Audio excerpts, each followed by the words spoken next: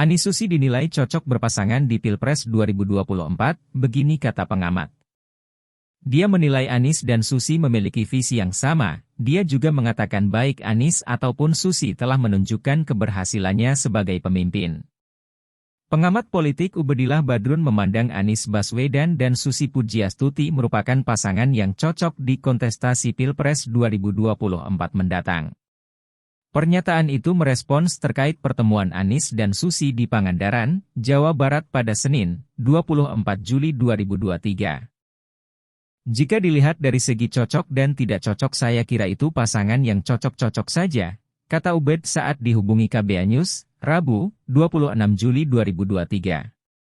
Dia menilai Anies dan Susi memiliki visi yang sama, dia juga mengatakan baik Anies ataupun Susi telah menunjukkan keberhasilannya sebagai pemimpin. Adapun Anies Baswedan sebagai Gubernur DKI Jakarta periode 2017 hingga 2022 dan Susi Pujiastuti sebagai Menteri Kelautan dan Perikanan periode 2014 hingga 2019. Keduanya tidak hanya memiliki visi perubahan tetapi juga telah membuktikan bahwa mereka telah melakukan perubahan dan perbaikan saat mereka memimpin kementerian dan daerah, ujarnya.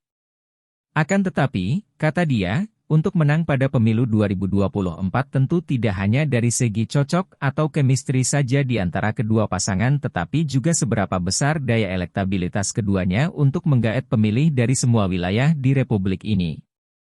Dosen Universitas Jakarta, UNJ, ini melihat, saat ini Anies tengah menjajaki semua tokoh yang berpotensi sebagai cawapresnya termasuk Susi.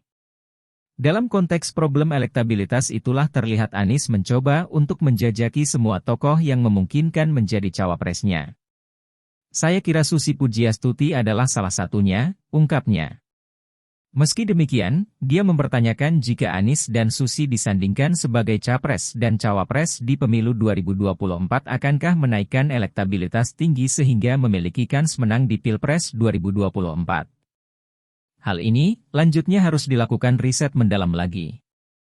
Pertanyaannya apakah dengan berpasangan bersama Susi Pujiastuti akan memiliki elektabilitas tinggi dan memungkinkan untuk menang?